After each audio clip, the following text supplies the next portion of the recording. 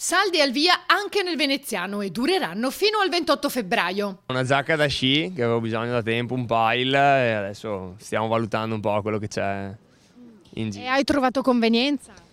Ma diciamo che alla fine, bene o male, 30% medio, che c'era anche la settimana scorsa o c'era col Black Friday, con gli sconti di Natale, quindi sì, dei buoni saldi quest'anno, però non così eccezionali come potrebbero essere. Scarpe, ho intenzione di comprare degli stivaletti, se trovo l'occasione, sì.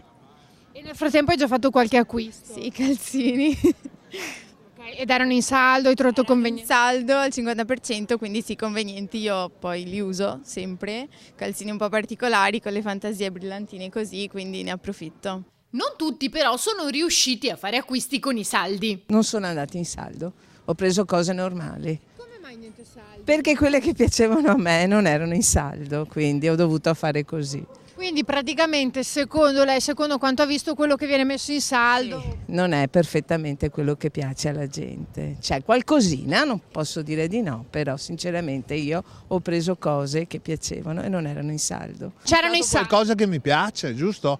Perciò va benissimo anche però così. senza saldo. Eh sì, non tutto è scontato, ho trovato un'altra cosa scontata e sono contento. Confcommercio stima una previsione di spesa pro capite di 140 euro e 234 per nucleo familiare. Il presidente di Confcommercio Veneto, Massimo Zanon, ricorda l'importanza dell'iniziativa.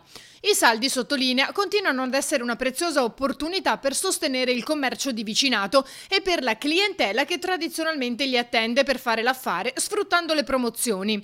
In merito al dibattito sull'eventuale posticipazione del periodo di svendite, Zanon ipotizza: in futuro si potrebbe anche valutarla, ma in caso dovrebbe essere subordinata più che altro alla stagionalità. Si faccia la valutazione, conclude, anche in base alle condizioni meteorologiche che, come tutti sappiamo, stanno profondamente cambiando.